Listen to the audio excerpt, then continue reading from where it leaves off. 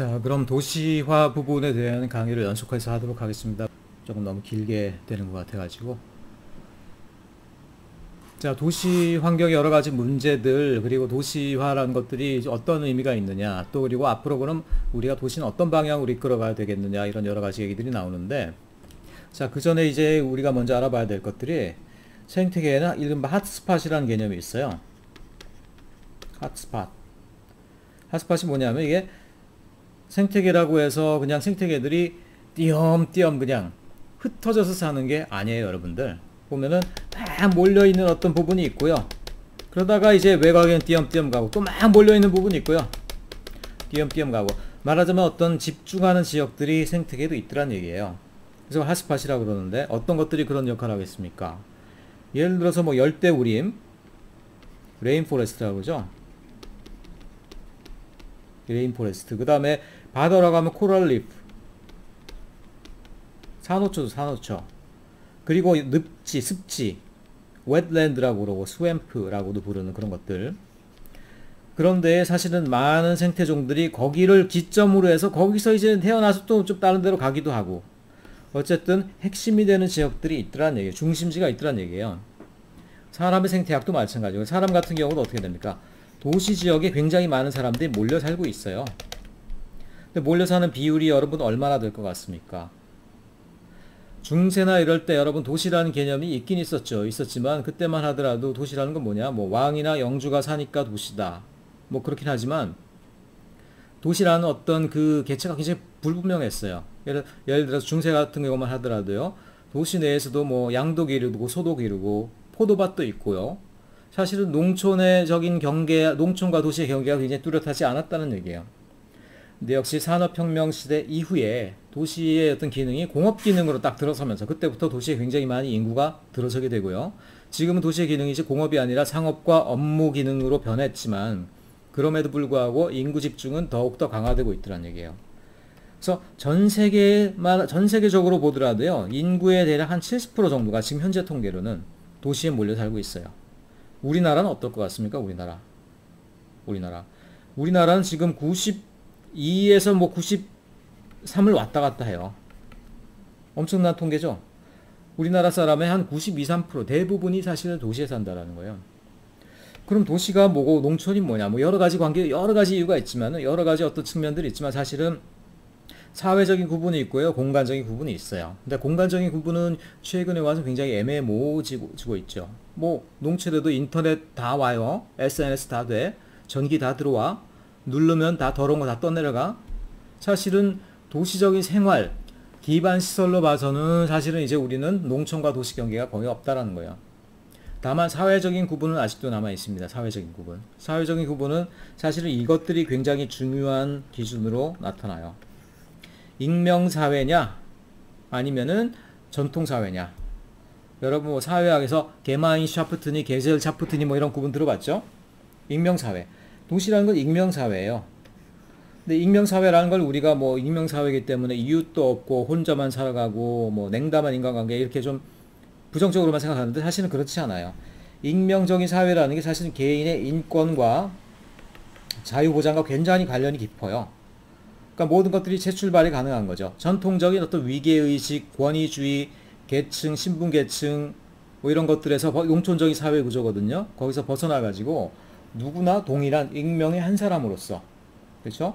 동등한 권리를 가지고 그 권리가 인정받는 한 사람으로서 도시 안에서 익명으로 인정받는다, 새 출발이 가능하다, 이런 것들은 사실 익명사회가 아니면은 나올 수가 없는 개념이기도 하다라는 거예요. 그래서 사실 도시의 어떤 가장 큰 특징은 익명사회다. 그리고 그룹으로 사람이 대접받는 게 아니고 일단 개인의 한 사람으로의 권리로서 시작하는 공간이 도시 공간이다. 이렇게 얘기할 수가 있겠죠. 자, 그래서 그럼에도 불구하고 일단 도시에 문제가 된다라고 하는 것들은 바로 이런 것들입니다. 자원 사용량이 엄청나게 많고요. 뭐 일단 사람이 많으니까 대부분의 자원 사용이 역시 도시에서 이루어지고요. 대부분의 폐기물 배출이 역시 도시에서 이루어집니다. 대부분의 오염도 도시에서 나타나겠죠. 근데 대부분의 가난, 이건 뭐지? 이건 왜 도시에 있을까? 희한하게 아이러니컬한 게요. 가장 잘 사는 사람, 가장 부유한 곳이 도시인데도 불구하고 가장 가난한 것들도 도시에 나타나고 있더라라는 거예요. 물론 이걸 갖다가 그래서 도시가 굉장히 빈곤함이 있다, 극단적으로 빈곤하다 이렇게 부정적으로 볼 수도 있고요. 또 에드워드 글레이저 같은 도시학자들은 도시에 빈민들이 많은 것은 그 나라에 있는 빈곤층을 도시로 끌어들였기 때문이지 도시가 그 사람들을 빈곤하게 하는 게 아니다. 그래서 그 사람들은 오히려 농촌에서는 먹고 살 게 없었기 때문에 도시로 이주한 것일 뿐 도시가 사람들을 가난하게 하는 것이 아니다. 오히려 수많은 국가적인 가난한 사람들을 도시가 끌고 와서 먹여 살리고 있다. 이런 식으로 또 해석을 해요. 브라질 리오데자네이루 같은 데 가면은 어떻습니까? 도시 옆에 그 도시보다 더 많은 빈민가들이 쫙 붙어 있죠. 근데 그 사람들은 도시로 출퇴근하면서 뭐 일용직이라도 해야지만 다 먹고 살 수 있는 사람들이라는 거죠. 그런 측면에서 뭐 도시에 가난이 있다라는 것들도 사실 이렇게 논쟁적인 측면이 있어요. 도시가 사실은 근데 그들을 가난하게 만든 거라기보다는 도시에 가난한 사람들이 많이 몰려들게 되는 어떤 사회적인 구조, 이런 것들이다. 우리가 이렇게 해석할 수가 있겠죠. 자, 그래서 얼반 트렌드라고 해서 이제 얼반 스프롤이 나오는데, 얼반 스프롤 또는 얼반 머시루밍. 그러니까 버섯이나 곰팡이가 처음에 코어를 만든 다음에 막 그 다음에 흩어져 가잖아, 막 이렇게. 그런 것들이 이제 도시도 처음에 시작점에서부터 점점 외곽으로 점점 파갖고 가서 결국 주변의 농촌 지역을 다 갉아먹는 걸 볼 수 있죠. 그래서 얼반 스프롤, 도시 팽창이라고 그러면요, 이거는 약간 부정적인 의미에서의 그냥 그로우스라는 표현을 쓰면요, 이건 좀 긍정적인 의미의 성장인데, 스프롤이라고 그러면 왠지 뉘앙스가 좀 나쁜 의미의, 도시 팽창이라고 보통 많이, 도시 성장이 아니라 이건 도시 팽창이라고 많이 해석을 해요, 이거. 아이고, 이게 잘 안 되네. 자, 그래서 미국만 하더라도 79% 정도의 미국인들이 도시화율이 79%라는 거죠. 근데 우리나라는 뭐 이미 92%, 작년은 91.3% 왔다 갔다 하는데 계속 90%가 넘어가요. 전 세계적으로도 여기는 50%라고 나왔는데 지금 이미 통계상으로 볼 때 거의 70%가 다 된 것으로 이미 나오고 있습니다. 그러니까 대부분의 사람들이, 대부분의 인류가 도시에 몰려 산다. 그러니까 결국 인구 문제도요, 도시의 문제인 거예요. 환경오염의 문제도, 자원 사용의 문제도 다 도시의 문제라는 것이죠. 자, 전 세계적인 도시를 한번 보세요. 여기 보면 근데 안타까운 게 우리나라가 동경, 베이징, 샹하이 사이 껴가지고 서울은, 여기 나오긴 나왔다. 보통 생략되는 경우가 많은데 밑으로 이렇게 쭉 해놨네. 그래서 보면 여러분들, 서울 인구가 20.6밀, 2천만? 서울 1,000만 밖에 안 되는데? 라고 하겠지만, 자, 행정구역 구분하고는 다르게 서울도 뭐냐면, 여기서는 메트로폴리스를 기준으로 하는 거예요. 메트로폴리스라는 건 뭐냐면, 하나의 대도시하고 그 주변에 대도시랑 연결되어 있는 개별 도시들, 신도시들, 위성도시들 이런 것들이겠죠. 그런 것들이 하나의 도시권, 메트로폴리스로 역할한다라는 측면에서 서울은 서울만 아니라 서울 주변에 뭐가 있습니까? 경기도의 어떤 상당수가 서울과 연결되어 있는 생활권이죠. 분당, 일산 이런 신도시들 다 서울 사람이랑 거의 다름없죠. 지하철도 연결되어 있죠. 자, 그런 데를 다 서울의 어떤 메트로폴리스로 보는 거예요. 그렇게 치면 서울도 한 2천만이 넘어갔다. 그래서 지금 세계의 대도시권을 보면요, 이미 메트로폴리스 단계에 도달을 했어요. 메트로폴리스를 넘어가지고, 자, 구분을 조금 얘기하면 메트로폴리스라고 그러면요, 이게 메트로라고 그러면 사실은 그리스어로 마더예요. 머더, 엄마, 모도시가 되는 거죠. 모도시.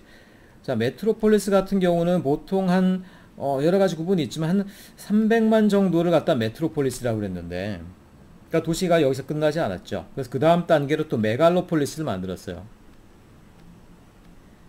R온지 L온지 모르겠다. 메갈로폴리스.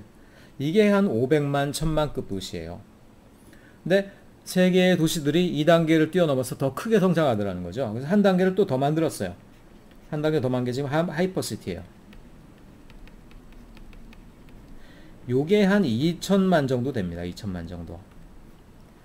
그래서 지금 어떤 단계에 있다고 볼 수 있어요? 세계의 대도시들이 지금 약 2천만급의 메트로폴리스를 향해서 뛰고 있구나, 이미 넘어섰더라. 서울, 베이징, 샹하이, 동경 이런 데, 동경은 벌써 3,600만 건이네.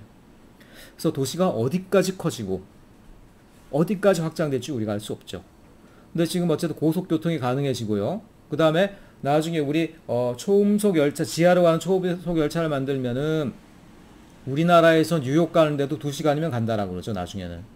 자, 그렇게 되면 전 세계가 하나의 도시권으로 이루어지는 시점까지 올 거다. 그래서 이미 도시학자들은 그 시대를 예비해서 이미 이름도 만들어 놨어요. WC라고. WC는 화장실이 아닙니다. 화장실이 아니고 월드시티, 세계가 하나의 어떤 고속교통권으로 묶여서 일일 생활권이 가능한 그런 시대, 뭐 올 수 있겠죠. 그때까지 발전하기까지 도시의 어떤 성장은 멈추지 않을 것이다, 이렇게 보통 예측을 하고 있더란 얘기예요. 자, 그래서 이게 인구가 증가하고 있는 여러 가지 추세들이고요. 그리고 미국에서 인구 도시화 비율이 5%에서부터 79%까지 극단적으로 이제 커지고 있다, 이런 얘기들 나오고 있고요. 여기가 이제 미국이라고 그 큰 땅에 다 사람들이 고루 흩어져 사는 게 아니죠. 주로 해안가, 동부, 서부 이런데 사람들이 몰려 살고 있는 어떤 도시 권역들이 이런 띠의 형태로 나타나요. 띠라는 건 뭐냐면 원래는 도시가 따로따로 성장했는데 성장하다 보니까 이게 쭉 연결돼서 하나의 띠가 돼버려요. 띠. 그래서 띠가 되는 현상을 우리가 그래서 코널베이션이라고 합니다. 코널베이션. 연담화 현상이라고 합니다. 연담화. 자, 우리나라도 이미 연담화 현상이 일어났죠. 어디가 연담화가 일어났어요? 이른바 경부축, 서울, 대전, 대구, 부산. 뭐 광주는 좀 경부축에서 떨어져 있지만 그쪽도 축이 또 개발됐죠, 최근에. 그래서 이런 것들이 반나절 생활권으로 이미 다 연결됐죠. 이런 것들이 이제 코널베이션. 그러면 자, 도시 팽창이라는 것들이 어떤 것들을 원인으로 하냐? 왜 도시가 그렇게 팽창할 수 있었느냐? 당연히 사실은 교통수단이 없으면 그렇게 팽창될 수가 없죠. 그래서 어쨌든 현대의 도시 팽창의 가장 큰 원인은 역시 자동차입니다. 자동차. 자동차가 있었기 때문에 사실 사람들이 멀리 나갈 수 있고요. 교외, 도시 경계 밖에서도 출퇴근이 가능하다 보니까 어떻게 됩니까? 도시가 자꾸 커지는 거죠. 그러니까 사실은 사람들이 자동차를 가질 수 있었고, 그리고 자동차를 운영하기 위해서는 기름값이 싸야 되는데 정유기술, 정제기술 이런 것들이 극단적으로 발달돼서 기름값이 싸게 공급됐고, 경제 발달로 인해서 또 사람들이 다 차를 살 수 있게 되었고, 그렇죠? 이런 모든 것들, 거기다가 또 푸어 어반 플래닝, 그런 확장하고 확산하는 걸 그냥 도시계획이 봐줬어요. 봐줬어. 자, 요 차원에서 한번 우리가 도시의 어떤 팽창이 일어나고 그러는 과정들을 도시학자들이 4단계로 한번 구분해 놨는데요. 그걸 먼저 한번 살펴보도록 하겠습니다. 자, 첫 번째 단계는 얼버니제이션 단계예요.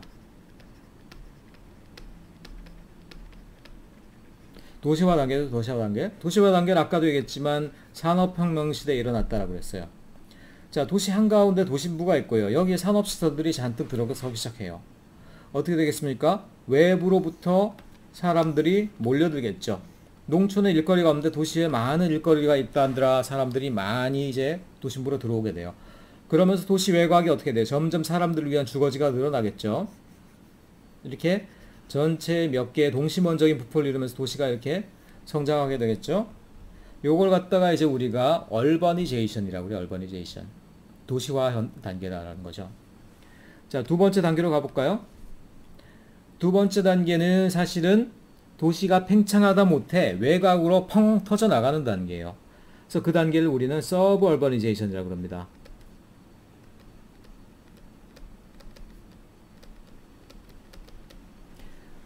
우리나라 말로는 교외화라고 그래요. 교외화. 도시 외곽, 서브 얼번으로 도시가 확장되어 간다는 얘기죠. 그러니까 확장할 만큼 확장했어요. 이만큼. 그런데 여기에다가 사람들이 다 수용되지 않아. 거기다 어떻게 돼요? 여기 있는 잘 사는 사람들이 어떻게 했어요? 모든 노동자들, 그리고 도시의 열악한 어떤 환경들, 이런 걸 피해서 외곽으로 이주를 합니다. 이렇게. 자, 이주할 수 있는 근거가 뭐였냐면 그 당시 아까도 얘기했지만 지금 자동차가 그 근거가 되어준 거죠.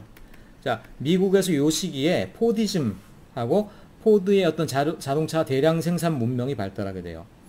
사실 웬만큼 사는 사람들이 자동차를 다 가질 수 있게 되고요. 이동수단을 가지게 돼. 거기다가 그 시점에 자동차 업계가 또 정부에다가 많이 이제 로비를 해서 전국적인 도로망들을 굉장히 확충을 하게 됩니다. 어떻게 돼요? 자, 도심부로 쫙쫙 뚫리는 고속도로가 있어. 여기서 복잡하게 왔다 갔다 해도 이게 한 30분 걸리는데 도시 외곽에서 고속도로로 달리면 10분이면 와. 그럼 여러분 어디 살겠어요? 그림과 같은 교회의 별장에서 살면서 고속도로를 달려서 도심부로 딱 와서 일 보고 다시 또 돌아가고 이런 생각을 하겠죠. 자, 이게 바로 서버버니제이션 피리어드고요. 이때 도시 팽창이 가장 절정에 이른 단계가 되겠습니다. 근데 이렇게 되면 어떻게 돼요? 도시 행정구역은 사실은 어떻게 됩니까? 실제로는 이만큼이 다 도시인 거나 마찬가지죠. 어차피 이 도시에 출퇴근하면서 사는 사람이니까. 그러니까 교회들이 계속 생기고요. 거기를 또 도시가 먹게 되고 생기고 먹게 되고 이러면서 스프롤 현상이 극단적으로 이제 달하게 되는 시기가 바로 이 시기다라는 것이죠. 자, 그리고 이제 세 번째 시기는 뭘까? 이게 이런 성장이 영원할 수 없었겠죠. 그래서 세 번째 시기는 디얼버니제이션이라고 그래요. 디얼버니제이션. D가 들어가면은 쪼개다, 파괴하다 이런 얘기가 되는 거죠. 도시가 파괴하다, 공동화된다는 얘기죠. 공동화된다. 자, 이렇게까지 크게 확장했던 도시들. 그런데 그때쯤에서 가운데 도심을 들여다보니까 어떻게 됩니까? 도심이 뻥 뚫렸겠죠? 왜 뚫렸을까요? 왜냐, 여기 있는 좋은 것들이 다 밖으로 나갔잖아요. 잘 사는 사람들이 교회로 이주했는데 그럼 도시 기능도 온전하겠어요? 아니지. 가장 먼저 뭐가 빠져나가겠어요? 도심에 있는 고급 상업 기능들이 외곽으로 빠져나가겠죠. 고객들을 찾아서. 그렇죠? 그리고 사람들이 조금만 돈 벌고 성공하면 도심으로부터 다 떠나려고 그래. 이렇게. 웬만큼. 돈 제일 많은 사람들은 제일 멀리 떠나고요. 돈 뭐 그 다음 중산층 정도는 뭐 조금 벗어나고요. 자, 도심으로부터 다 떠나려고 그래. 그러니까 어떻게 됩니까? 도심은 멍 뚫리고요. 빈민들만 남은, 오히려 도심 한가운데로 갈수록 공간적으로도 후지고 빈민들만 남은 그런 상황이 되는 것이죠.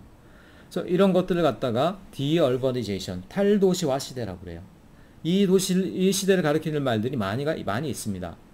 뭐 도심 공동화에서부터 뭐 등등등등 여러 가지 것들이 뭐냐면 도심이 텅 비고 오히려 외곽 위주로 사람들이 많이 분포하게 되는 이런 단계를 우리가 디얼버니제이션 단계라고 그래요. 자, 그리고 이제 네 번째 단계로 갑니다. 네 번째 단계. 지금 그리고 사실 우리가 살아가는 시기가 바로 요 단계를 넘어가는 시기예요. 뭡니까? 이때는 리얼바니제이션 피리어드라고 그래. 자, 도시가 이렇게 팽창해 있었고 가운데가 뻥 뚫렸는데 이렇게 가만 놔둘 수 있겠어요? 도심부 한가운데를 비워놓고 도시가 발전하게 되면 굉장히 기형적인 상황이 많이 발전하게 돼요. 첫째, 교통이 굉장히 열악해집니다. 자동차가 없이는 생활이 안 돼요. 왜냐? 도심부가 뻥 비어있기 때문에 모든 어떤 활동 영역들이 너무 멀리 분포하고 있어. 자동차가 없이는요, 이런 걸 다 커버할 수가 없어요. 그러니까 전적으로 자동차에 의존하고, 그러니까 어떻게 됩니까? 에너지를 많이 쓰고 오염도 많고 사람들은 또 어떻게 돼요? 생활이 분절되고 하니까 서로 간에 어떤 사람들의 만남이나 이런 것들도 적어지고 전반적으로 범죄도 많아지고 도심부가 이제 그런 어떤 온갖 안 좋은 거에 온상이 돼버렸다는 거야. 그러니까 이 단계에선 정책가들, 정부가 인위적으로 도심부를 재개발하는 단계가 들어온다라는 거예요. 그래서 우리가 요새 도시재생이란 말 많이 쓰잖아요. 도시재생. 이게 뭐냐면 한마디로 외곽에는 이미 사람들이 살만해. 다. 근데 그런 환경을 다시 도심부로 끌어오겠다는 얘기예요. 도심 공동화를 인위적, 정책적, 계획적으로 개선해 나가겠다는 것이죠. 그게 바로 도시재생이에요. 그래서 포항만 해도 어떻습니까? 포항에 도심부 중앙상가 여러분 거의 안 가죠?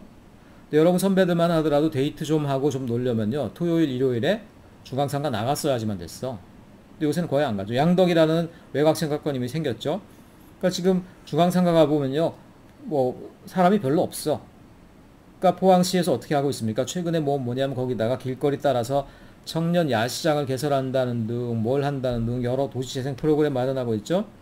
자, 외곽으로 가 있는 활동을 다시 도심부로 끌어올려는 안간 힘을 쓰고 있는 것들이 바로 요 단계에서 일어난 일이에요. 새롭게 도심부를 도시의 출발점을 새롭게 살리겠다. 그게 바로 리얼버니제이션 피리어드가 되는 것이죠.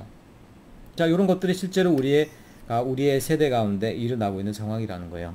자, 그래서 미국에서 어떤 도시 팽창이 일어나게 됐던 상황들 이런 것들 여러분 이해하시겠죠?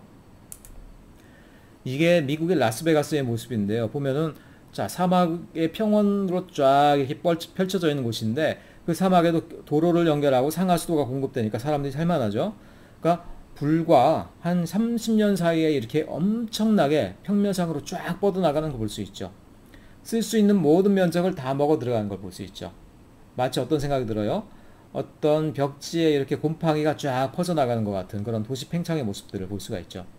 자, 그런데 이렇게 팽창해 나가게 되면 될수록 사실 어떻게 됩니까? 사람들은 더 많은 거리를 운전을 해야 되고요. 더 많은 소비적인 삶을, 소모적인 삶을 살아야 되고요. 그런 가운데 사실 에너지, 환경, 이런 것들은 사실은 고려되지 못하고 막연한 도시 팽창 가운데 모든 것을 맡겨야 된다는 것이죠. 그래서 누군가는 여기에다 대해서 어떻게 돼요? 스탑 해줄 수 있어야 되겠죠. 어떤 대안이 있겠어요? 그러면 마구마구 팽창해 나가는 게 아니라 어떻게? 적당한, 그러니까 매니저블한, 관리할 수 있을 정도로만 도시의 규모를 한정을 하고요. 그 다음에 사람들이 이렇게 평면상으로 흩어져서 살 필요 없다. 어떻게 됩니까? 좁은 면적에 좀 더 컴팩트하게 살면 된다. 우리가 컴팩트하게 살아도 그들이 충분히 건강하게 살 만한 기술들을 이미 우리가 다 개발해 놨다. 그래서 어떤 도시 개념이 나와요? 컴팩트 시티라는 개념이 나오더라는 거예요. 지금 있는 도시의 면적의 3분의 1만 가지고도 사람들이 충분히 건강하게 잘 살 수가 있다. 오히려 통근 거리가 줄고 여러 가지 교통 소모 시간이 줄어서 쾌적한 삶이 되고 에너지 친화적인 삶이 되더라. 이런 얘기들을 MIT의 한 수학 박사가 했죠. 그래서 그게 컴팩트 시티란 모형으로 지금 우리가 얘기가 되고 있더란 얘기예요. 그래서 얼번 스프롤이 일어나면은 자, 이게 얼번 스프롤 이면에는 교외의 한적한 주택들이죠. 미국의 교외 주택을 한번 보세요. 와, 땅도 넓고요. 앞마당, 뒷마당, 수영장 끝장나죠. 그런데 생각해보세요. 사람들이 이렇게 넓게 자연을 파고 흩어져 살았을 때 과연 이게 친환경적인가? 여러분, 우리나라 프로그램 중에요, 제일 모순적인 제목의 프로그램이 있어요. 뭔지 아십니까? 어른들이 굉장히 재밌어하는 프로그램인데, 나는 자연인이다 라는 프로그램이에요. 나는 자연인이다. 나는 자연인이다. 여러분, 그 프로그램을 보면은 그게 사실 굉장히 말이 안 돼요. 그분들이 과연 자연인이에요? 자연 속에 산다지만 자연인이에요? 보면 여러분들 자연의 산속에 들어가 가지고요, 거기다 나름 초가집도 아니야, 풀숲에 사는 것도 아니에요. 보면은 거기다 큰 집 짓고요, 거기도 나름 가스도 있고 전기도 있고, 그 가운데 또 산에서 뭐를 갖고 와다가 지지고 볶고 해서 음식도 또 잘 먹어요. 또 그분들 옷 입는 거 보니까 또 옷 같은 것도 다 어디서 사오신 거더라고. 그건 자연적인 삶이 아니고 여러분, 자연 속에 자기만의 1인용 도시를 만든 거예요. 제가 볼 땐. 예를 들어서 그런데 한 아파트 단지에, 큰 아파트는 한 아파트 단지에 한 1000명도 살고 2000명도 살아요. 3000명까지 사는 큰 아파트 단지라고 쳐봐요. 한번 그 아파트 단지 사람들을 우리 아파트라는 건 친환경적이지 않으니까, 우리 모두 자연인을 선호하니까 한번 나는 자연인이다 선언하고 산속으로 들어가 삽시다 하고 3000명이 산으로 딱 흩어져 버렸어. 그리고 다 나는 자연인이다, 거기 나온 삶을 본따서 다 산다고 쳐보세요. 그 산이, 그 자연 환경이 남아나겠어요? 거덜이 나죠. 무슨 얘기예요? 그들은 아파트에 몰려 사는 게 훨씬 더 친환경적이라는 거예요. 그러니까 컴팩트 시티라는 게 바로 그런 의미입니다. 이렇게 사는 것들이 개인적으로는 친환경적인 것 같고 개인적으로는 여유롭고 좋은지 모르겠지만 알고 보면 다 자연환경을 소모하는 형태의 주거라는 거예요. 그래서 좀 더 컴팩트하게 공동주택으로 좀 더 고밀해, 그리고 외곽에는 어떻게 해야 돼요? 큰 자연지역을 남겨놓고 주말이면 거기 가서 우리가 또 자연을 즐기는 거죠. 자연을 조각조각 내서 나만의 자연을 만들 게 아니고. 그래서 나는 자연인이라는 프로그램만큼 사실은 어처구니 없는 것도 없다라는 거고, 미국에 있는 교회화라는 게 어떻게 보면 나는 자연인이다 라는 식의 그런 패러다임을 지향했던 도시 팽창 시기의 모습이었다라고 볼 수 있는 거죠. 자, 그렇게 되니까 외곽에 있는 숲과 물 다 손상되죠. 그러면서 자동차는 많이 타고 다녀야 되니까 에너지, 지구온난화는 심해지죠. 도심에 가보니까 다 임대 걸어놓고 상가들이 다 비어있어. 요새 우리 도시가 이래요, 지금. 정작 사람들은 다 복작복작하다가 바깥으로 나갔는데 정작 도심부에 오니까 사람이 하나도 없고 상가들이 다 비어있어. 도심 공동화가 일어나. 이런 것들이 얼번 스프롤의 여러 가지 문제점들이라는 거예요. 자, 그러면 도시가 이렇게 여러 가지 불리한 면들이 많은데 왜 우리는 그러면은 도시를 떠나지 못하느냐? 왜 우리는 도시를 가려고 그러느냐? 사실은 도시의 어떤 우리가 보통 때는 잘 인식하지 못하는 굉장히 큰 장점들이 많더라는 거예요. 뭐가 있습니까? 여기 나온 것들이 바로 이런 것들이에요. 도시의 장점들. 도시에 경제적인 기회가 있습니다. 사람들이 많이 있고요. 사람들의 어떤 경제적인 활동에 있는 것에 기회가 있어요. 그러니까 빈민들이 왜 먹고 살 게 없는 사람들이 왜 도시로 와요? 도시에서는 그나마 그래도 떨어지는 경제적인 부스러기가 있다라는 얘기예요. 그리고 도시의 이노베이션. 자, 모든 창조와 혁신적인 것들이 도시 환경으로부터 나타나더라. 왜 그렇습니까? 아까 말한 익명적인 사회. 신분과 간섭에 얽매이지 않는 사회가 가능하죠. 개인의 창의력이 발전될 수 있죠. 개인의 자유를 통해서 혁신을 꿈꿀 수가 있죠. 농촌적인 사회, 전통사회에서는 나타나지 못하던 모습들이죠. 그렇기 때문에 최근에 나타난 얘기들이 뭐냐? 창조도시론이라는 게 있어요. 그러니까 창조계층들이 도시에 모여서 그들만의 어떤 창조력을 형성함으로써 이 세대를 이끌어가는 큰 패러다임을 만들어낸다. 이런 것이 되겠죠. 그런 것들이 사람들이 띄엄띄엄 편안하게 사는 곳에서 나타나지 않고요. 다소 복작복작하고 서로 간에 뭐 귀찮게 하더라도 도시적인 어떤 환경에서 그런 것들이 나타나더라는 얘기예요.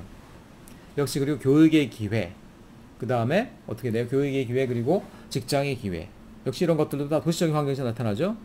그리고 기술적인 진보. 사람들이 많이 살고 사람들의 필요가 있어야지만 기술적인 진보가 나타나는 거예요. 자, 그리고 여러분 입장에서 조금 어색한 어드밴티지일 수도 있을 텐데 롱거 라이프 스팬이라는 게 나오네요. 롱거 라이프 스팬. 사람들의 수평균 수명이 더 길다. 과연 그럴까? 아니, 도시에 살면 사람들이 사고도 많이 당하고 뭐 오염도 많고 스트레스도 많아서 더 못 살 것 같은데 농촌이나 이렇게 공기 좋은 데 살면은 사람들이 더 오래 살지 않나? 라고 할 텐데 이것도 사실 그렇지 않더라는 거죠. 제가 통계 하나 보여드릴게요. 자, 제가 보여드리려는 통계의 지표가 이거예요. 우리나라도 한 5년 정도 전에 우리나라 전국의 건강 지도를 만들었어요. 그러니까 각 지역별 뭐 성인병 비율, 그 다음에 뭐 평균 수명, 그 다음에 뭐 자살률이라든가 어쨌든 평균 수명과 관련된 여러 가지 지표들, 그런 것들을 전국 단위로 이렇게 매핑을 해서 지도 위에다 쭉 통계치를 이렇게 올려놨어요. 자, 그래서 나온 그림이 바로 이겁니다. 이게 전국의 시도, 시군도를 갖다가 쭉 놓고 그 건강 지도를 만든 거예요. 평균 수명입니다. 처음 보는 거는. 여기 보면 딱 어떻습니까? 어떤 느낌을 받아요? 왠지 모르게 서울이나 아니면 도시 쪽으로 갈수록 퍼런 녹색이 나타나고 시골 쪽으로 갈수록 새까매지네. 보니까 갈색. 뭐 강원도 정월, 영선, 태백 이렇게 진짜 촌동네들이 있죠. 아니면 경상북도 북쪽 이런 데라든가. 이런 데가 어때요? 이런 데가 전반적으로 보니까 시꺼멓게 나오네. 그럼 오히려 녹색이 나쁜 거야? 라고 하겠지만 녹색을 나쁜 색으로 썼을 일 없을 것 같죠, 왠지. 건강지도인데. 그때 굉장히 우리 생각과는 다른 결과가 나타나는데요. 건강이 굉장히 어떻게 돼요? 도시 쪽으로 갈수록 사람들이 평균 수명이 높고 건강도 더 높더라는 거예요. 이게 뭘까? 도시가 더 건강하고 사람들이 더 많이 살아?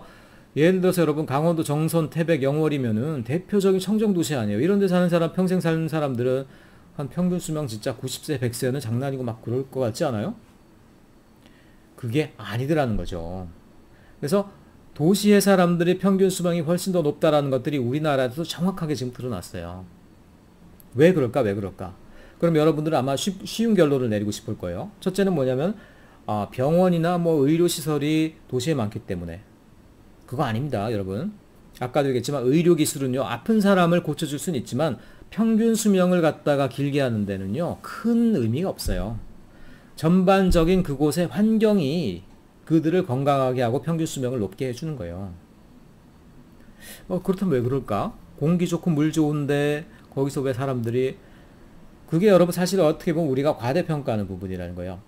자, 공기가 좋고 물이 좋다라고 그러지만 그 가운데서 어떻게 돼요? 자기가 건강관리를 하지 않고 건강에 대한 정보가 없고 건강에 신경 쓰는 그런 문화적인 라이프 스타일이 없다라고 그러면 그 사람은 평균 수명을 결코 못 찾아 먹어요, 여러분들. 공기 좋고 물 좋고가 다가 아니라는 거예요. 중요한 거는 라이프 스타일이라는 거죠. 그런 면에서 도시적인 라이프 스타일이 사람들로 하여금 훨씬 더 건강을 챙기고 평균 수명을 다 찾아서 살 수 있게 하는 그런 요인이 되더라는 것이죠. 오히려 제일 제가 충격받은 건요, 진짜 정선, 태백, 영월 이런 데가요, 성인병 또 많고요. 평균 수명도 제일 나고 60대까지 나오더라고요. 놀라운 일이죠. 뭡니까? 이게 우리가 아직 전체를 다 파악할 수는 없지만, 자, 도시적인 라이프 스타일, 도시적인 생활 환경이 사실은 좀 더 그들의 평균 수명을 늘려주는 그 인과관계가 분명하게 있더라는 거예요. 우리나라 도시만 이럴까? 전 세계 도시에서 다 나타나는 현상이에요. 도시가 사람들의 라이프 스타일을 만들고 그 라이프 스타일이 사람들을 좀 더 건강하게 만들어준다는 것이죠. 자, 이런 것들. 그 외에도 사실 환경 차원에서도요. 도시이기 때문에 도시를 그러니까 우리가 잘만 계획하면은 훨씬 더 친환경적인 삶이 가능하더라는 거예요. 왜입니까? Recycle more feasible. 자, 재활용, 재사용이 도시에만 있는 문화예요. 사람들이 띄엄띄엄 살고 있고요. 농촌적으로 살고 있으면 그 집집을 하나하나 다 들려서 재활용, 재사용, 폐기물 처리 못합니다. 사람들이요, 집단적으로 체계적으로 몰려 살고 있는 도시가 있기 때문에 자원 관리가 가능한 거예요. 리사이클링이 가능한 거예요. 그리고 도시의 사람들이 많이 충분히 몰려 살아주면 어떻게 됩니까? 스프롤 말고, 얼반 스프롤 말고 사람들이 컴팩트하게 잘 몰려 살면 그 주변 지역의 생물 다양성을 우리가 오히려 지킬 수가 있어요. 그렇죠? 그리고 사람들이 집중적으로 컴팩트하게 살다 보면 당연히 에너지의 효율도 올라가겠죠. 그런데 얼반 스프롤이 일어나고 도심 공동화가 일어나고 도시가 막연하게 평면적으로 확산돼 버리고 자연 지역을 막 갉아먹고 이러면 당연히 에너지 환경 이런 효율 측면에서 낮을 수밖에 없는 거죠. 자, 그래서 우리가 알아야 될 것들은 사실 우리가 생각하는 것 이상으로 친환경 또는 재활용, 재사용, 에너지 효율 그런 모든 거의 근본도 도시에 있더라는 거예요. 도시가 문제인 게 아니고요. 도시를 잘만 만들면 오히려 그 모든 것들을 해결하는 키포인트가 되더라는 것이죠. 근데 그동안의 도시는 그렇지 않고 어떻게 됐어요? 에너지를 쏟아붓는 구조. 가운데를 뻥 뚫어놓고 비효율적으로 쓰는 공간 구조. 차량으로만 커버할 수 있는 도시의 범위. 모든 이런 것들이 이런 부분에서 약화를 시켰던 거지 근본적으로 도시를 우리가 잘만 만들면은 그렇죠? 충분히 환경적으로도 대안이 될 수 있는 것들이 도시라는 거예요. 나는 자연인이다. 그들이 자연을 지키는 게 아니에요. 오히려 도시에 컴팩트하게 몰려 사는 생활권이 오히려 자연환경을 지킬 수 있는 근원이 된다는 것이죠. 자, 그럼 앞에 나왔던 어떤 도시화의 어떤 또 단점들 한번 살펴볼까요? 여러 가지가 있지만 이것도 최근에 나온 문제 중에 하나예요. Lack of vegetation. 그러니까 도시 내에 더 이상 농업을 하지 않고 농산물이 어떻게 됩니까? 도시가 주변의 농산 지역을 다 갉아먹다 보니까 농업적 생산물이 어떻게 돼요? 주변 지역에서 나오는 게 아니라 비행기를 타고 와야 돼. 그래서 푸드 마일리지라는 얘기가 나오죠. 여러분 학생 식당에서 먹는 밥이나 반찬 같은 경우도 기본이 다 몇천 마일씩 달려온 그런 음식들이에요. 심지어 남미에서 오고 중국은 뭐 너무 가깝고 그에 비하면 미국에서 오고 음식들이 우리를 먹이기 위해서 엄청나게 많은 마일리지를 쌓는다니까요. 왜 그래요? 도시가 커지다 보니까 주변의 농지를 다 갉아먹어서 더 이상 그 근처에서 농산물이 나질 않아요. 어떻게 됩니까? 다른 지역에서 심지어 다른 나라에서 우리가 음식을 수입을 하다 보니까 굉장히 많은 거리를 음식이 여행을 해야 된다는 거지. 뭡니까? 다 비효율이죠. 에너지 낭비죠. 그리고 음식이 오래 가야 되다 보니까 방부제를 써야 되니까 건강 문제도 있겠죠. 그래서 도시 내에서도 어느 정도 농업을 해야 된다 이런 패러다임도 최근에 나타나는 것들이 바로 그런 이유입니다. 그리고 뭐 여러 가지 것들 노이즈 문제라든가 또는 로컬 클라이밋 체인지도 있어요. 최근에 도시 열섬 현상에 있는 곳에 비가 더 많이 내린다는 통계들이 전 세계적으로 지금 정설이 돼가고 있어요. 우리나라도요. 비가 많이 올 때 보면 서울 주변에 비가 굉장히 많이 옵니다.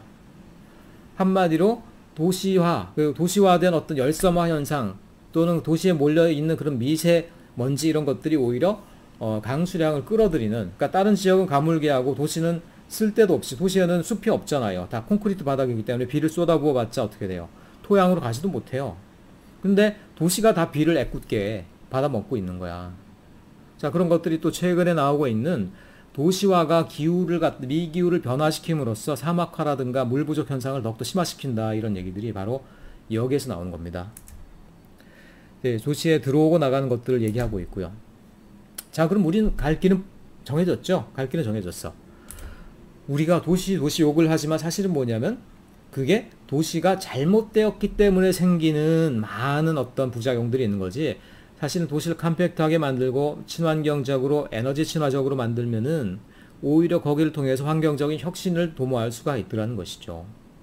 그게 아니고 나는 자연인이다, 다 자연 속에 들어가 산다, 자연이 버텨내지 못한다는 것이죠.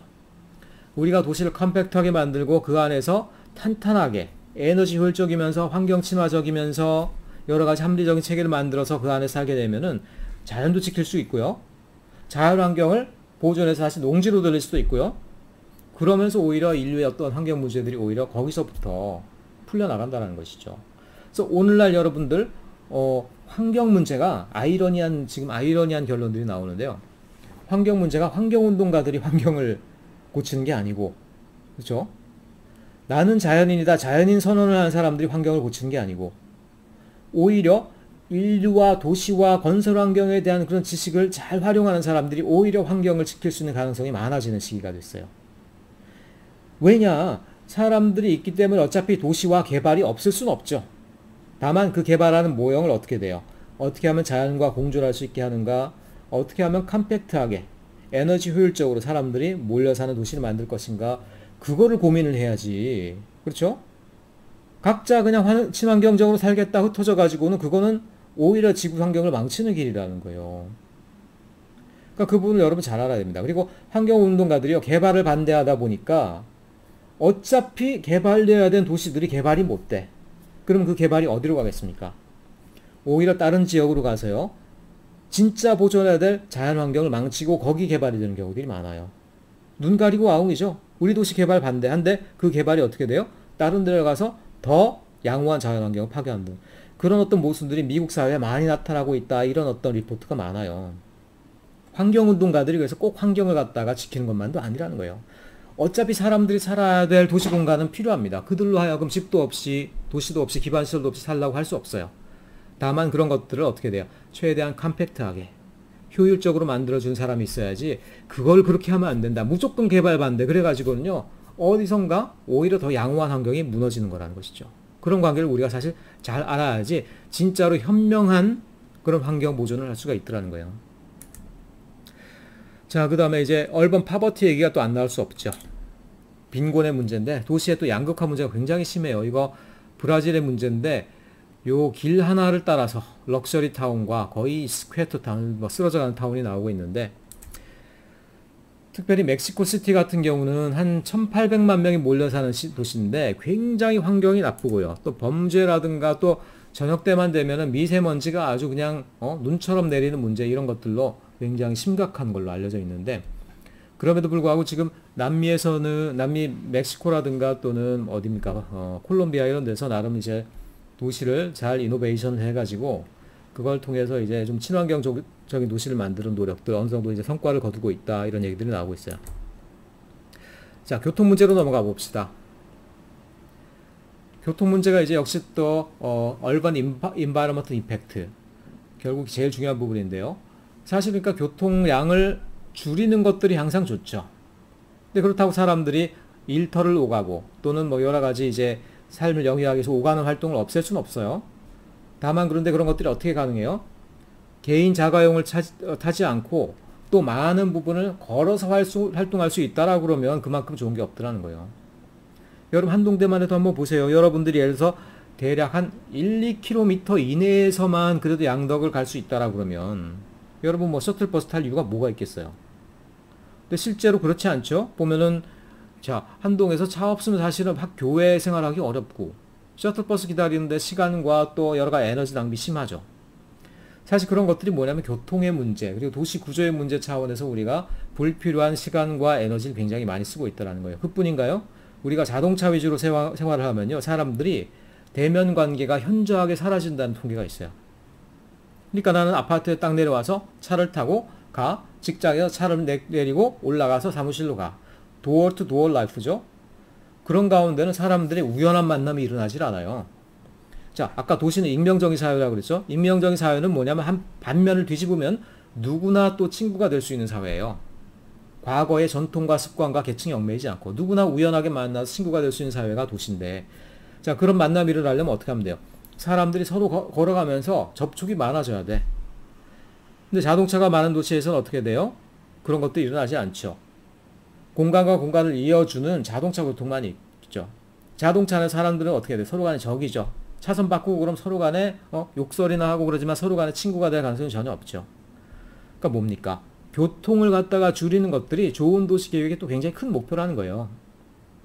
사람을 다니지 말게 하는 게 아니고요. 차를 타지 않고도 충분히 생활할 수 있는 도시를 만드는 것들. 그런 것들이 굉장히 중요하다. 이런 얘기들이 나와 있어요. 그래서 컴팩트 시티라는 얘기가 나오는데요. 아까 얘기했죠. 컴팩트 시티라는 거는 도시 면적을 3분의 1로 줄이면서도 충분히 기존 도시를 대체할 수 있더라는 거야. 3분의 1로 줄여놓으니까요. 심지어는 어떤 얘기가 나오냐면 차를 타지 않고도 생활이 가능하네. 이런 얘기들이 나올 수 있더라는 거예요. 실제로 한번 그림을 보면요. 자, 이 그림은 뭐냐면 우리나라 충남 연기군의 그림이에요. 충남 연기군 지금은 뭘로 돼 있어요? 세종시라고 해서 우리나라의 행정중심 복합도시라는 걸로 설계가 됐죠. 근데 물론 이건 당선된 안은 아니었는데 그 당시 많은 도시계획안들을 받았는데 그 중에 이 안이 컴팩트 시티 개념을 들고 나왔어요. 당선은 안 됐습니다. 이대로 설계는 안 됐어요. 근데 보면은 자, 우리나라에서 이만큼의 땅을 준 다음에 여기에 인구 30만이 들어갈 도시를 설계하시오라고 공모전을 줬어요. 그랬더니만 어떤 사람들이 이런 계획안을 냈어요. 우린 이 땅 다 필요 없다. 강가에 요만큼만 쓸게 우리는. 산 깎고 들 깎고 이럴 필요 없어. 그럼 여기 30만 다 들어가? 들어가요. 보니까 굉장히 컴팩트하게 설계했고요. 심지어 요 안에서는 어떻게 돼요? 전혀 자기 자가용이 필요 없더라는 거야. 자가용은 유일하게 어떻게 돼요? 주말에 외곽으로 놀러 나갈 때나 쓰라는 거야. 그럼 어떻게 되냐? 여기 보면 이제 동그란 어떤 원이 있고 그걸 갖다 여러 가지 빗금친 것들이 있는데 요 빗금친 것들이 버스가 왔다 갔다 하는 노선이에요. 버스가 뭐지? 뭐 이렇게 돌아다니는 게 아니고 그냥 왔다 갔다만 해? 마치 저 뭐 롯데월드, 서울랜드 이런 데 가면 있는 코끼리 열차 이런 거 같죠? 그냥 왔다 갔다 하는 거야. 천천히 왔다 갔다 해요. 심지어 정거장도 따로 없어. 근데 왔다 갔다 할 때 사람들이 어떻게 돼요? 대충 손 들고 아무 데서나 올라타면 돼. 그런데 그렇게 해봤자 여기서부터 여기까지 10분밖에 안 걸리더라는 거예요. 왜냐하면 직선으로 버스에게만 차선이 주어져 있기 때문에. 그러니까 난 여기에 직장 있고 여기에 내 주거가 있어. 그냥 타고 10분 내에 가서 내리고. 그러니까 전혀 자기 자가용이 있을 필요가 없더라는 거죠. 그리고 컴팩트하게 하다 보니까 요 밀도 내에 30만 명이 다 들어가 살고 충분히 여유 있는 공간을 누리더라는 거예요. 그리고 이 많은 자연 공간을 자연환경을 보존하고 또 공원과 레크리에이션 용도를 위해 쓸 수 있더라. 자, 이런 것들이 실제로 가능하다라는 것들이 계획안을 보면 나와 있는 거예요. 실제로 보면 전체 면적이 한 3분의 1밖에 안 되지만 잘만 설계하면 그 가운데 충분히 다 들어가 살 수 있고 그렇다고 복작복작 하느냐 그런 것도 아니에요. 우리 충분히 외곽에 녹지를 갖고 있고 기반시설도 충분히 공급되고 있고 자동차는 필요 없고 많이 걸어 다니면서 도시를 즐길 수 있고 이런 것들이 가능하다라는 것들이 이런 계획안에 나오고 있죠. 그래서 자동차를 우리가 어떻게 하면은 줄여가느냐. 자, 유럽에서는 어느 정도 성과를 다 거두고 있어요. 유럽에서는 도심부를 가면요 아예 주차를 못하게 해. 잘못 세워놓으면 10만원, 20만원이 막 나와. 그러니까 어떻게 돼요? 도심 들어갈 때 외곽에 차를 세워놓고 걸어가거나 아니면 처음부터 자전거를 타고 가게 돼 있어요. 그래서 자동차를 갖다 줄이려면 여러 가지 방법이 있겠지만 대안이 있어야 되겠죠. Alternatives to car.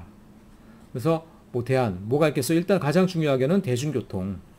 버스만 타고 지하철만 타고 충분히 생활되면 되는데 근데 이게 어렵죠. 도시가 제대로 계획이 안 돼 있어서 그래요. 포항만 하더라도 어떻게 돼요? 한 동네에서 버스 타고 어디 가려면 답 없죠. 버스 하나가 어떻게 돼? 온 동네를 그냥 다 헤집고 다녀. 그래서 시내까지 나가려면 원래는 자전거 타고 직선도로만 있어도 한 15분이면 가야 돼요. 원래는. 그런데 버스를 타니까 버스가 한 대가 그냥 돈 되는 노선을 다 돌아다녀야 돼. 그러니까 1시간도 걸리고 2시간도 걸리고 그러는 거죠. 그래서 대중교통이 열악하다 보니까 생기는 문제다. 그래서 어떤 대안들이 있을 수 있느냐? 일단 유럽 같은 경우는 자전거에 이미 상당히 많은 비중을 두고 있고요. 그래서 유럽은 심지어 자전거를 타고 자동차에 자전거를 싣고 와서 도심부 외곽에 세워놓고 도심부는 이제 자전거를 타고 출퇴하는 그런 생활 밴드들 많습니다. 그래서 우리나라도 많이 들어오곤 있는데 우리나라는 아직 도시 부분이 이제 너무 자전거 타고 다니기 위험한 부분이 많아서 아직은 이제 권하기는 좀 어려운 상황이에요. 유럽을 가면요, 이 자전거 도로가 얼마나 잘 되어 있냐면 파리 전통시가지거든요. 이거는 서울의 한 9분의 1 면적밖에 안 돼요. 굉장히 작죠. 그 작은 면적에 보니까 굉장히 거미줄처럼 촘촘하게 자전거 도로가 나 있네. 그리고 이 자전거 도로를 보니까요, 차량이 많이 다니는 도로랑 서로 어긋나게 돼 있어. 말하자면 자동차를 두려워할 필요 없이 자전거만으로 다닐 수 있는 길이 굉장히 많더라는 것이죠. 우리나라도 한때는 그래서 서울도 자전거로 출퇴근하게 하겠다. 한강 따라 쭉 와서 도심부 안에서 종로나 을지로 직장인들이 제일 많은 곳이죠. 자전거 타고 출퇴근하게 하겠다라는 계획을 과감하게 세웠는데 그 뒤에 시장이 임기를 채운 것도 아니고 무슨 뭐 그 복지정책 관련해서 그만둬 버렸어요. 오모 시장인데 밀어붙이다가 이 사업을 밀어붙이다가 중간에 그만둬 버렸어요. 그리고 그 뒤에는 이 사업이 뭐 진행은 안 되고 있죠. 포항 같은 경우만 해도 이 전 시장님이 포항도 자전거 도로를 직접 자기가 관장하겠다고 야심차게 계획을 발표했는데 이때는 뭐 신문지상에도 나오고 시장님이 직접 프로젝트도 발표하고 뭐 난리가 난 것 같았는데 시장 그만두고 뭐 몇 년 지나니까 또 자전거가 시들하네. 그래서 자전거 도로가 보면 딱히 가보면은 지금 뭐 주차가 돼 있고요. 시설도 다 부서져 있고요. 자전거도 별로 없고요. 뭐 버려지고 있는 거예요. 그냥 유행으로 끝나버렸어요.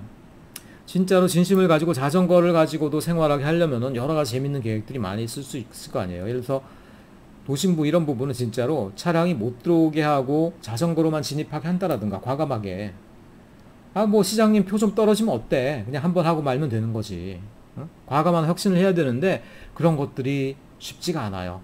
정치인들은 또 표를 눈치를 봐야 되고요.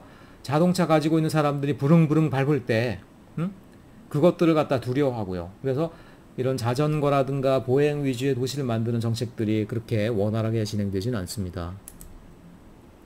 자, 그리고 지하철보다는 버스가 낫다 이런 얘기가 또 책에 계속 나와 있어요. 버스도요, 그냥 버스가 아니고 BRT라는 게 있어요. BRT. BRT라는 건 뭐냐면 버스 레피드 트랜sit. 우리나라도 이제 MB가 이제 서울시장 할 때쯤에 드디어 이제 BRT 개념이 한 절반 정도 도입됐죠. 서울에 그래서 가보면 옛날엔 서울도 포항이랑 마찬가지였어요. 어떤 버스를 타더라도 동네마다 다 돌아다녀. 버스를 타면 일단 시간은 포기해야 돼. 근데 요새는 버스가 어떻게 돼요? 간선도로 중심으로만 다니고 또 환승할 때는 또 할인이 되고 해서 이제 굉장히 원활하게 됐죠. 근데 거기서 한 발짝 더 나가서 버스에게 완전한 전용 차선을 주고 버스가 완전히 지하철처럼 정확한 시간에 왔다 갔다 할 수 있게 해주는 것, 그게 바로 BRT예요. 그렇게만 된다면 지하철도 필요 없어요. 사실 지하철이 굉장히 이게 돈이 많이 드는 시설이에요. 지속 가능하지 못한 시설입니다. 땅을 파고 그 안에 기계 기반 시설을 깐다는 게 여러분 이게 얼마나 큰 공사인지 여러분들은 모를 거야. 자, 더 큰 문제는 만약 인구가 줄고 지하철의 수요가 없어진다고 한번 생각해 보세요. 어떻게 되겠어요? 버스는 수요가 없어지면 폐지하면 돼요. 그냥 안 다니면 돼. 지하철은 그럴 수가 없잖아요. 적자가 되더라도 계속 굴려. 땅을 파놨기 때문에 유지 보수하는데 돈은 또 계속 들어가. 엄청난 돈이 물리는 거예요. 자, 그래서 서울에 지하철이 그렇게 사람이 많고 늘 타는 사람이 많고 복작복작해도 늘 적자잖아. 그 이유가 뭐겠어요? 지하철이 그만큼 돈 먹는 하마라는 거예요. 그래서 지하철이라는 것들이 한 500만급 이상의 도시가 되면 지하철을 놓기 시작하는데요. 지하철이라는 것들이 따지고 보면 결코 에너지나 환경 차원에서 효율적인 수단은 아니다라는 거예요. 유럽 가보세요. 지하철 얼마나 낡았습니까? 우리나라 보면 굉장히 새 거고 좋죠? 근데 유럽은 그럼 왜 그 지하철을 새 걸로 못 바꾸고 왜 관리를 안 해? 왜냐하면 깔아놓고 나니까 계속 유지 관리비가 들어가는데 그거를 나중에 시가 다 부담하기 어려운 거죠. 그러니까 지하철 내려가면요 쾌쾌하고요 막 낡았고 지하철도 굉장히 오랜 모델이고요. 우리나라도 언젠가 그렇게 될 가능성이 크다라는 거예요. 그래서 지하철이라든가 고속교통수단은 욱하는 마음에 너무 많이 놓는 거 아니에요. 미래를 생각해서 차근차근 넣어야지. 한 번에 많이 놔놓고 나중에 유지관리 못하게 될 때 생기는 어떤 피해들, 그런 것들을 다 후손에게 떠넘긴 형태로 하면 안 된다는 것이죠. 그래서 어쨌든 가장 돈이 많이 들고 유지비가 많이 드는 이 지하철이라는 것들, 거기에 대해서 사실 우리가 재평가를 할 수가 있어야 된다는 거예요. 그리고 이제 하이스피드 레일인데 이거가 이제 우리나라로 치면 KTX죠. KTX. KTX도 문제가 많습니다. KTX가 원래 유럽에서 개발됐죠. 유럽에서 개발됐는데 이거는 유럽에서 나라와 나라 사이를 오가는데 적합하게 만든 거예요. 그러니까 한 1000km 정도를 달리기에 효율적인 상태로 만든 거죠. 근데 이걸 우리나라에 갖다 놓으면 어떻게 돼요? 처음에는 서울하고 한 부산 정도 왔다 갔다 하는 걸로 해서 놨는데 그게 그대로 됩니까? 지자체마다 시민들이 뭐야 우리도 한번 놔줘, 우리도 한번 서줘, 여기서 저기서 하다 보니까 지금 어떻게 돼요? 거의 지하철이 됐어요. 서는 정거장이 서울에서 뭐 포항 오는데도 몇 군데나 서는지 몰라요. 그리고 더 중요한 거는 이거 노선이 계속 적자입니다. 계속 적자예요. 앞으로 인구 줄어가고 그러면 더 적자예요. 누가 다 부담합니까? 사실 우리 세금으로 부담하고요. 우리 후손한테 떠넘기는 거라는 거예요. 그래서 사실은 지금 이 KTX 같은 경우는 진짜로 거점 도시 몇 군데만 들리고, 그 다음에 예를 들어 대구에서 포항 오는 정도는 새마을호 정도만 잘 관리하고 노선만 잘 정비해도요, 지금 오는 속도만큼 충분히 살릴 수 있어요. 간선과 지선을 구분해서 그런 체계를 만들면 되는데, 그렇지 않고 다 우리도 KTX, 너네만 타니 KTX, 우리도 하다 보니까 지금 전국을 다 돌아다니느라고 적자를 그냥 바닥에 그냥 깔면서 다니고 있어요. 이런 것들이 과연 공평한 교통정책이냐. 공항도 그렇고요. 공항도 그냥 시위하고 뭐 대통령 선거 때 만들어달라 그러면 또 다 만들어준다 공약하고 막 그러죠. 이게 우리나라가 지금 경제성장이 계속 올라가는 시기가 아니에요. 지금 꺾이는 시기라고요. 꺾이는 시기고, 그 설치한 기반시설의 부담, 관리 비용은요, 지금 다 후손들에게 넘어가는 단계예요. 근데 지금 선조들이 지금 책임도 못 질, 그다지 필요성도 없는 기반시설도 공항들, 고속철도들 잔뜩 깔아놓으면은 나중에 인구도 줄고 노령화된 사회에서 그 젊은 계층들이 그걸 물려받고 어떻게 생각하겠습니까? 조금 저는 지금 현재 기반시설 정책에 굉장히 많은 회의감을 갖고 있는 사람 중에 하나예요. 자, 마지막으로 그래서 그럼 어떻게 하자는 얘기냐? 어떤 도시를 만들자는 얘기냐? 그래서 어떻게 도시를 more sustainable하게, more livable, 살만하게 만드냐? 한마디로 에코시티를 만들면 된다라고 용어상으로는 얘기할 수 있어요. 에코시티. 아, 그럼 또 에코시티는 또 뭐란 얘기냐? 우리나라 말로 생태, ecological city, 생태 도시라고 번역하는데요. 여기는 뭐 극히 일부를 얘기했을 뿐이에요. 되도록이면은 걸어 다닐 수 있는, 사람이 다리가 튼튼해져서 걸어 다닐 수 있다는 게 아니고요. 도시가 컴팩트해지면 걸어 다닐 수 있습니다. 자전거를 탈 수 있고요. 대중교통을 이용할 수 있어야 돼.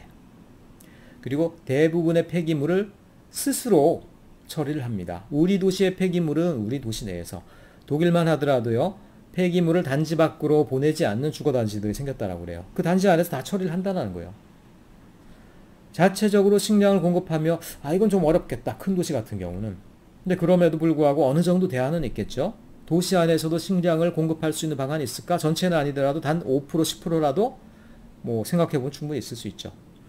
그러면서 컴팩트하게 도시를 만들어서 주변 지역은 생태 다양성을 유지하도록 그냥 냅두는 거죠.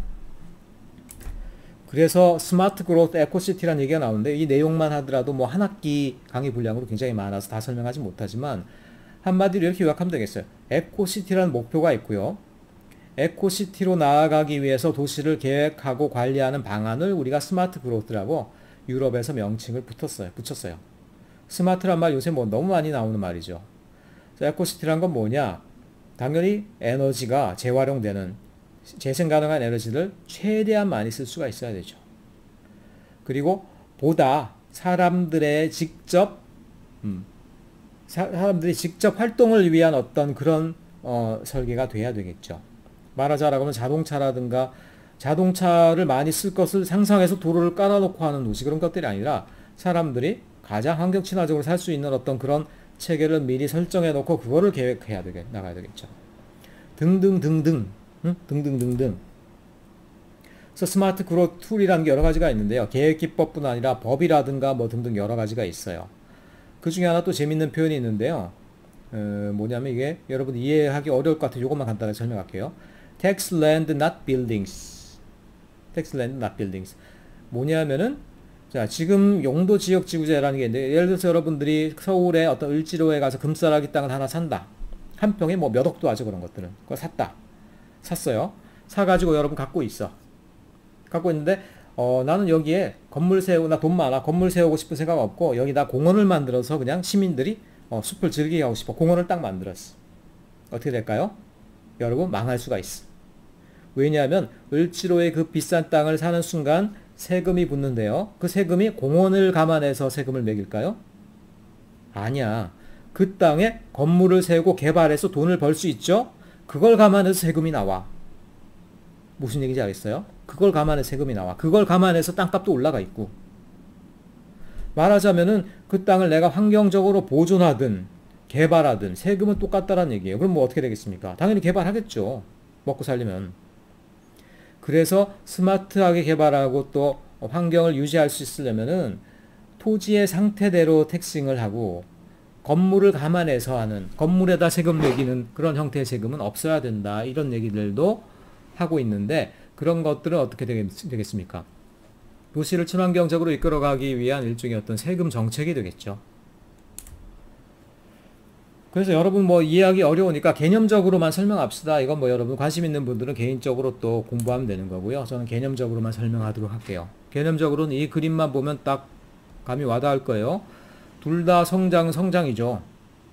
근데 성장하지 않고 비효율적이고 비합리적이고 낭비적인 곳에 성장이 되는 경우가 있는가 하면, 그렇죠? 자, 코어 근육. 진짜 집중해야 되고 진짜 힘이 바짝 들어가야 되는 그런 코어 근육을 따라서 딱 성장하느냐.